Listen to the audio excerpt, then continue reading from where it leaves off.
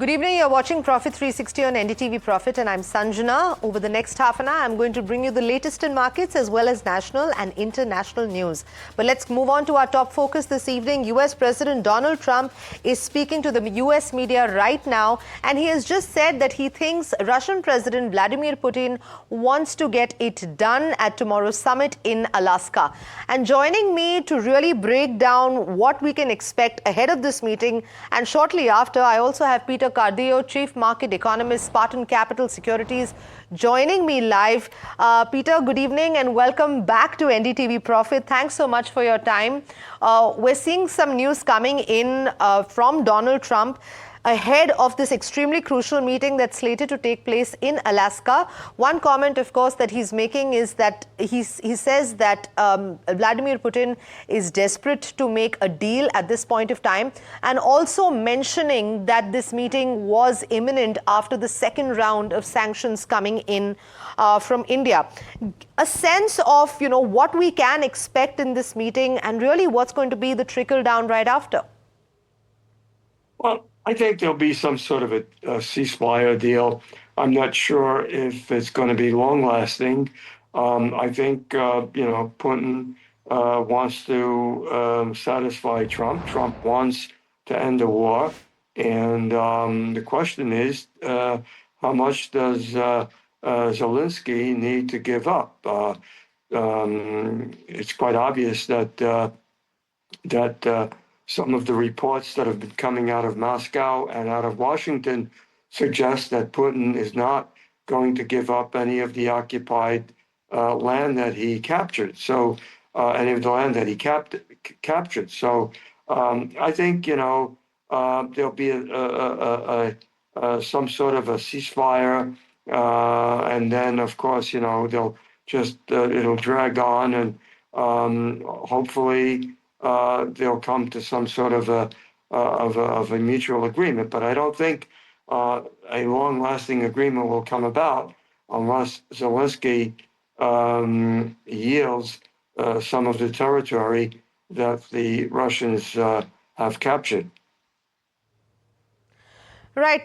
Peter, stay with us because, I also have my colleague Rishabh Bhatnagar joining us live on this. Rishabh, if you can hear me and if you're with us at the moment, these are the comments that are coming in by Donald Trump. We're also seeing Vladimir Putin making such comments, saying that he's ready to make a deal, but also warning of difficult negotiations. Let's remember that these are potentially one of the most powerful world leaders coming together, but also extremely volatile personalities. Curious to understand from India's perspective, what are your sources telling you? What is the sense that we're getting within the Commerce Ministry and within the government as to how they're seeing this very crucial meeting play out? Firstly, I think, Sanjana, one of the most important flashes that our team has just brought up is the fact that Trump has said that the secondary sanctions on India have influenced Putin's meeting, basically. And this simply just puts it out in the open that these sanctions and these tariffs that Trump administration has been imposing on countries is purely a negotiating tactic. It is a lever that is being used to tighten these trade deficit screws that the US and Trump have been going on about. So a clear sort of tactic that India is you can just call India collateral damage at this point in time, with US wanting to resolve or resolve this Russia-Ukraine situation, and Trump finally getting and wanting that Nobel Peace Prize nomination at the end of the day. And this is just sort of collateral damage that we're seeing. From the Indian government's point of view, what they want and what they are continuing to do is to have that BRICS strategy still in place. So you have the ties improving with China. You have flights resuming. You have business visas and tourist visas going on both ways. In terms of Russia, you have that 21st August meeting with the very important MEA External Affairs Minister S. Jaishankar traveling. You have Commerce Ministry officials also traveling, keeping in mind rupee trade, and that is something that India is looking to boost within the BRICS grouping as well, to sort of get the rupee on a stronger foothold versus dollar and other foreign currencies. It's not about rupee versus dollar, it's about rupee versus other emerging economies as well. So India keeping its eyes, sort of keeping the blinders on. They want prosperous relationships with most countries. That's the sense that we're getting from the Commerce Ministry as well, that India is continuing to negotiate on a bilateral trade agreement with the US. That is something that we heard from official Commerce Ministry sources today as well. So clearly, India wanting prosperous and beneficial relations with all. They're not looking at straining ties with any of these players. So clearly, what we're seeing is a very calibrated strategy coming in from the government.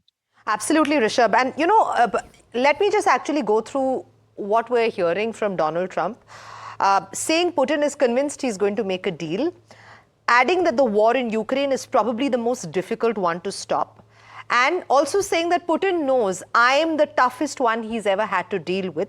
And of course, the most crucial aspect of it, secondary sanction on India influenced Putin's meeting. Now, Trump has also hinted that he's going to call Zelensky if it's a good meeting, and if the meeting is bad, he won't be calling anyone.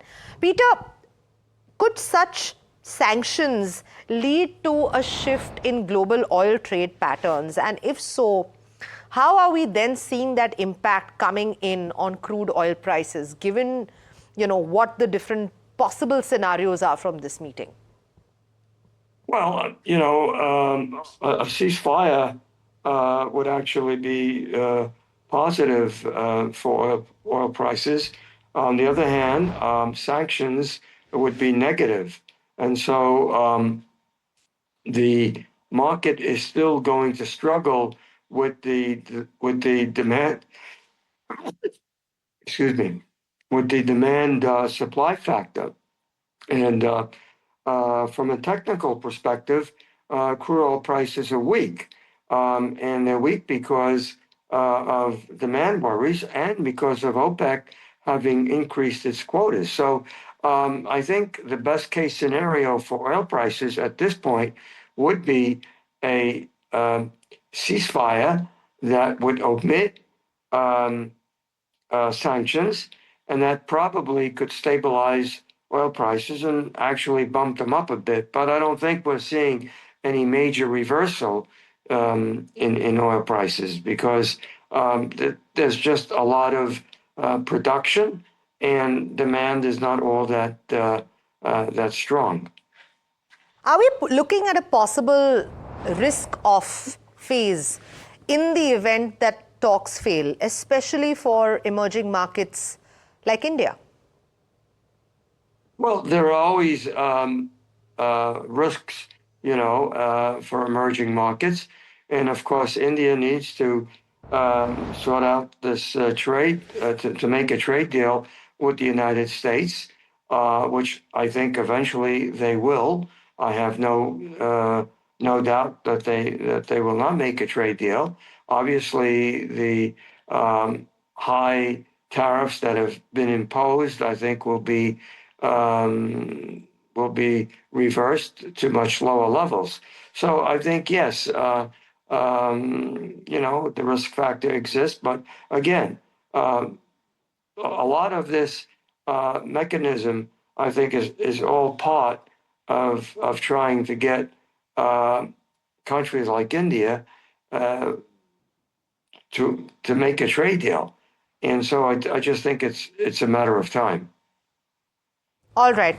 A matter of time is what Peter Cardillo is saying. Let me go back to my colleague Rishabh, who's standing by. Rishabh, you said that India actually has a pretty recalibrated strategy. They're not going to jump the gun. And I think that has been the approach as early as March. That has been the approach that's come in from India, where they've always said, we're going to play wait and watch. We're going to have as many discussions that are needed. But at the same time, there is a kind of new India that has emerged over the last few months, one that is saying that we're not okay with any country running roughshod, and we need to stand our ground. We really need to dig in our heels when it comes to red lines. So Has that stance changed, or would you say that it has only gotten firmer, given that all eyes, markets, everything are all kinds of hopes are actually pinned on this great peace push in Alaska? Right, Sanjana, what we've seen from the Commerce Ministry and from the government at large is the fact that they have very well stuck to whatever red lines that they have, right? This is with dairy and agri, both of them.